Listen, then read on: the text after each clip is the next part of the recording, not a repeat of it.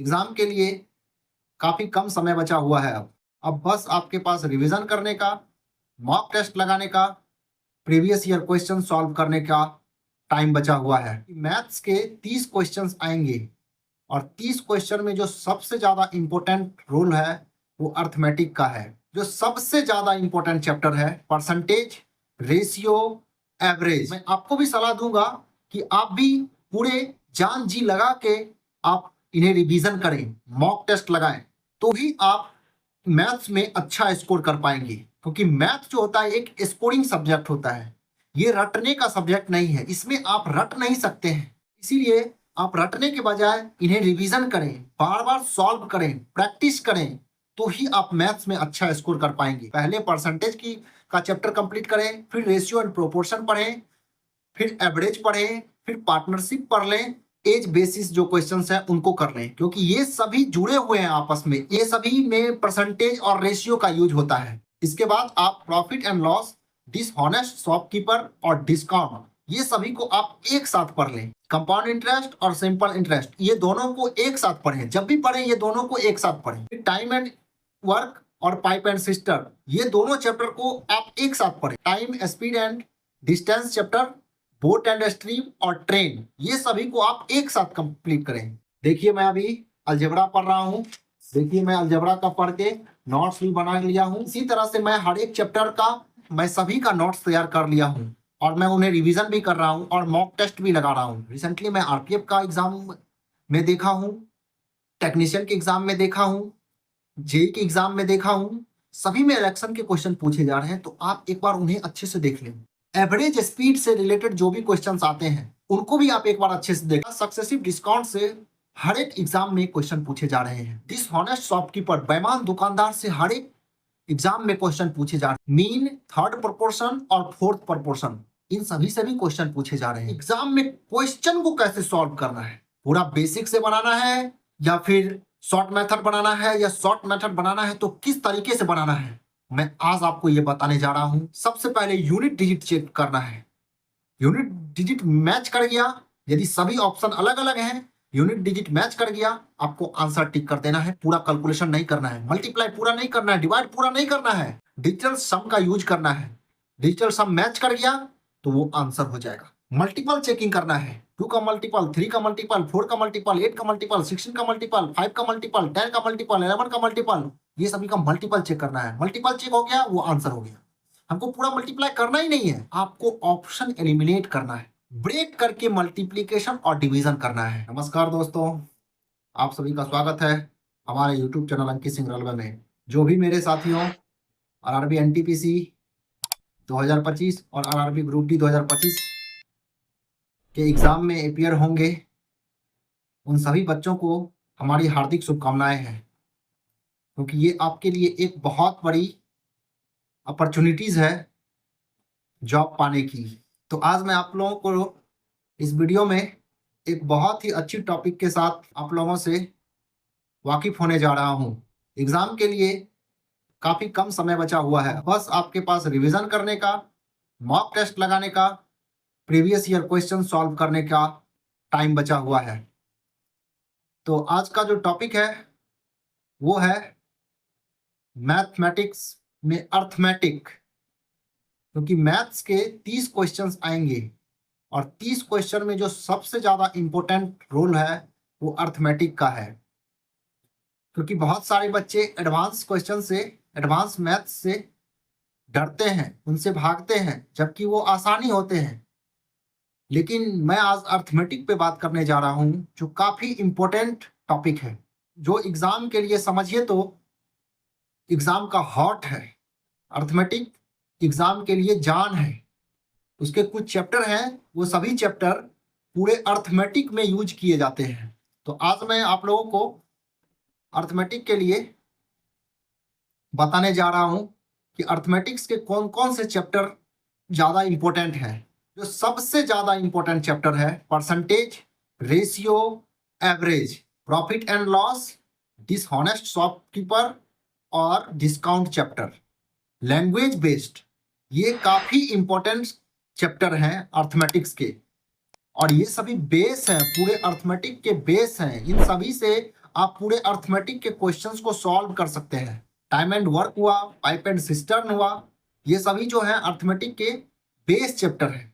इन सभी से क्वेश्चंस आएंगे ही आएंगे, फिक्स है कि इन सभी से क्वेश्चंस आना है किसी भी तरीके से। तो आप इन सभी चैप्टर को एक बार रिवाइज कर लें अच्छे से। अभी यूट्यूब पे गगन सर जितने भी प्रीवियस ईयर क्वेश्चंस हुए हैं, जितने भी प्रीवियस ईयर एग्जाम हुए हैं आरआरबी एनटीपीसी 2022 के, और रिसेंटली जितने भी सारे एग्जाम हुए हैं RRB ALP 2024, RRB technician 2024, RRB JE prelims 2024, RPF constable 2024, SSC GD 2024, UPSC CDS 2024, ये सभी के प्रीवियस ईयर के क्वेश्चंस जो एग्जाम में रिसेंटली पूछे गए हैं, गगन प्रताप सर उनका सॉल्यूशन अपने यूट्यूब चैनल पे बेस्ट मेथड के साथ करवा चुके हैं, बेस्ट तरीके के साथ बता चुके हैं। तो आप उनका वीडियो रिवीजन के तौर पर बिल्कुल देखें, क्योंकि मैं भी अभी एनटीपीसी की तैयारी कर रहा हूं। मैं भले अभी ग्रुप डी में जॉब कर रहा हूं, लेकिन मैं अभी एनटीपीसी की तैयारी कर रहा हूं और मैं पूरी जान जी लगा के अपनी मेहनत कर रहा हूं। मैं आपको भी सलाह दूंगा कि आप भी पूरे जान जी लगा के आप इन्हें रिवीजन करें, मॉक टेस्ट लगाएं, तो ही आप मैथ्स में अच्छा स्कोर कर पाएंगे। क्योंकि मैथ जो होता है एक स्कोरिंग सब्जेक्ट होता है, ये रटने का सब्जेक्ट नहीं है। इसमें आप रट नहीं सकते हैं, क्योंकि एग्जामिनर अलग अलग डाटा का क्वेश्चन सेट करेगा। तो इसीलिए आप रटने के बजाय इन्हें रिवीजन करें, बार बार सॉल्व करें, प्रैक्टिस करें, तो ही आप मैथ्स में अच्छा स्कोर कर पाएंगे। मैं आपको एक बार बता रहा हूं कि मैथ्स के अर्थमेटिक में जो भी चैप्टर आते हैं, मैं एक बार आपको बता रहा हूं इसको किस तरीके से पढ़ना है, कौन से चैप्टर को किससे अटैच करके पढ़ना है। तो मैं आपको बताने जा रहा हूं। आपको percentage, ratio and proportion, average, partnership और problem on age based chapter जो भी है, इन सभी को एक साथ पढ़ना है आपको।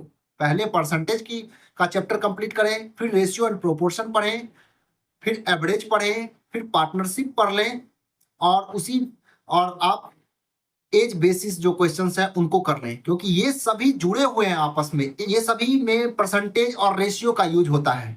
इसके बाद आप profit and loss, dishonest shopkeeper और डिस्काउंट, ये सभी को आप एक साथ पढ़ लें।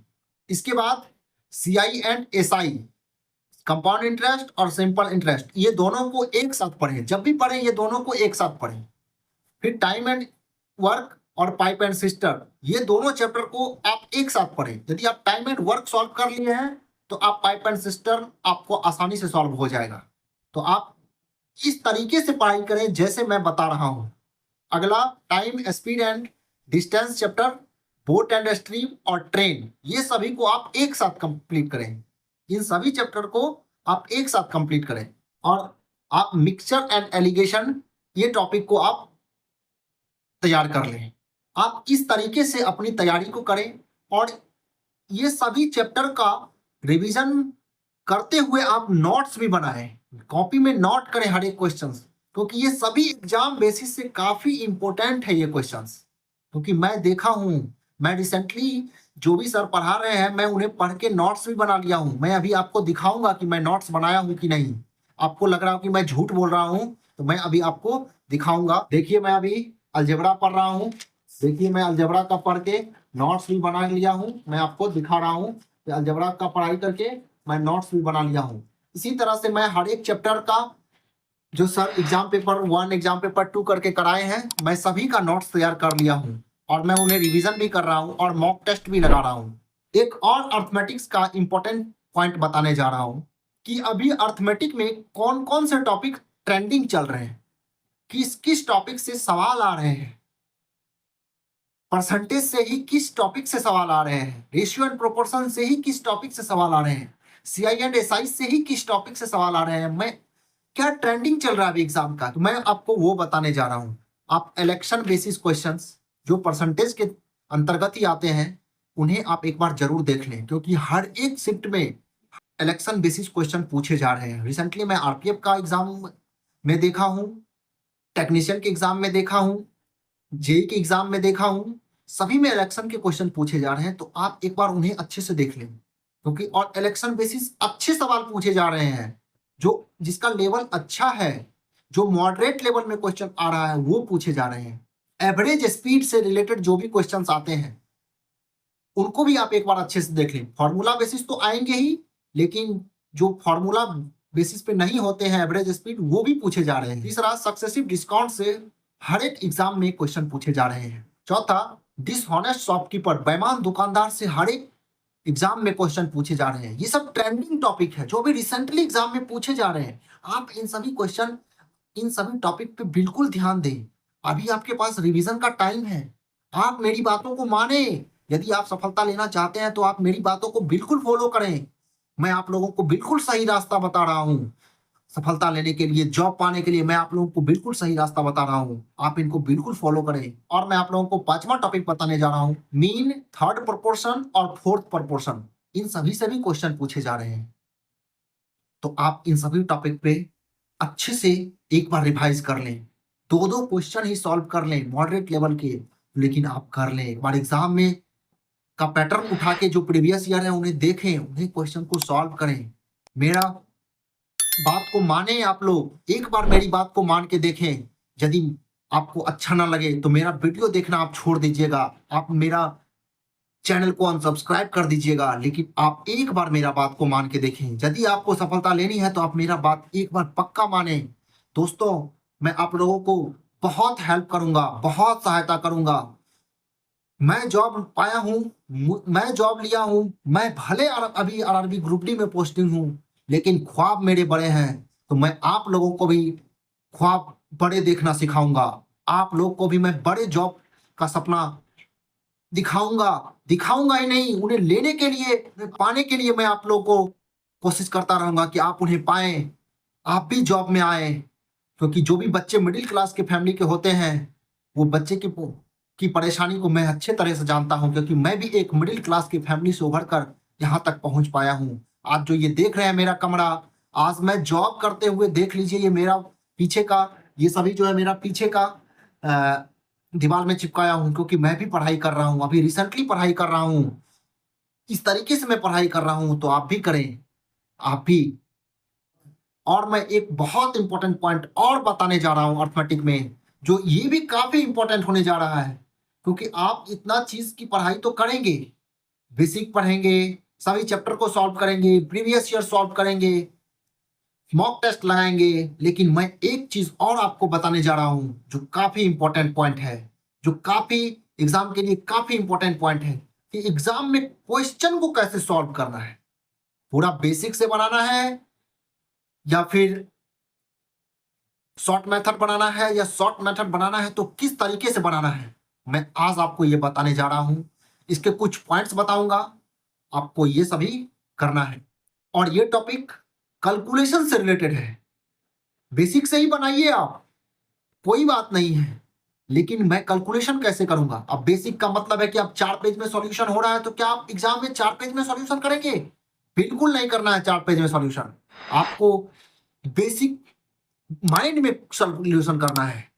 इसमें आपको मल्टीप्लाई करना है 110 को 10 से, तो आप इसको मल्टीप्लाई कर लेना है माइंड में, ना कि इसको लिखना है। आपको इस पे आपको फोकस रखना है, इसको तेज बनाना है, क्योंकि यही तेज बनेगा तो ही आप एग्जाम क्वालिफाई कर पाएंगे। तो कैलकुलेशन के लिए मैं कुछ टिप्स बताने जा रहा हूं जो काफी इंपॉर्टेंट होने वाला है। तो पहला टिप्स है कि जब आप बेसिक से सॉल्व करेंगे तो आपको सबसे पहले यूनिट डिजिट चेक करना है। यूनिट डिजिट मैच कर गया, यदि सभी ऑप्शन अलग अलग हैं, यूनिट डिजिट मैच कर गया, आपको आंसर टिक कर देना है। पूरा कैलकुलेशन नहीं करना है, मल्टीप्लाई पूरा नहीं करना है, डिवाइड पूरा नहीं करना है, आपको टिक कर देना आंसर। यदि यूनिट डिजिट मैच नहीं किया तो ही हमको पूरा कैलकुलेशन करना है, लेकिन यूनिट डिजिट मैच कर गया तो हमको पूरा कैलकुलेशन नहीं करना है, पूरा मल्टीप्लिकेशन नहीं करना है, डिवीजन नहीं करना है। दूसरा टॉपिक मैं बताने जा रहा हूं,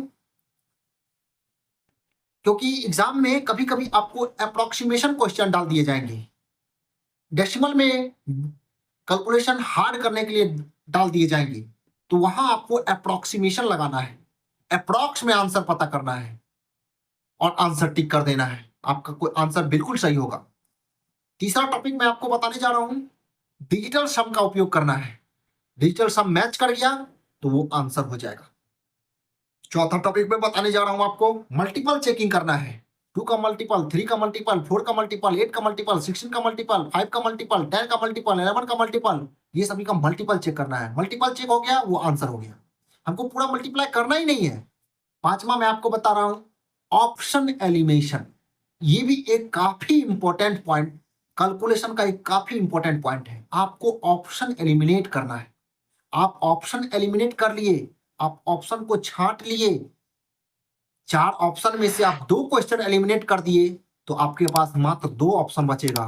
तो 2 ऑप्शन में आपको या तो कैलकुलेट मल्टीप्लाई कर लेना है, या फिर डिजिटल सम लगा लेना है, या फिर कैलकुलेट मल्टीप्लाई मल्टीप्लिकेशन लगा लेना है, अप्रोक्सीमेशन लगा लेना है। आपको ये करना है। ऑप्शन इलिमिनेट करना बहुत जरूरी है आंसर निकालने के लिए।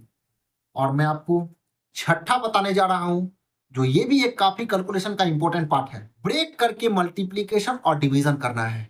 हमेशा इतना बड़ा मल्टीप्लिकेशन है, 6 डिजिट 7 डिजिट का मल्टीप्लिकेशन है, आप हमको उन्हें एग्जाम में करेंगे? नहीं करेंगे।